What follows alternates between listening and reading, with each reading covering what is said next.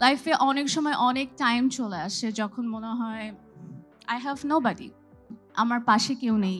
হয়তো বা আমি যে প্রবলেমটা দিয়ে যাচ্ছি, আমার ফ্যামিলি, আমার ফ্রেন্ডস বা আমার loved one, there is nobody.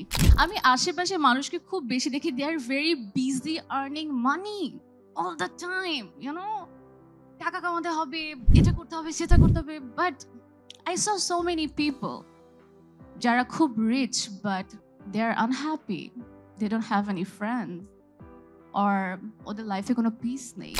So আমি আপনাদেরকে একটা কথা বলতে চাই আজকে, in this busy world, of course you need to earn money because it's necessary, but earn some good people in your life.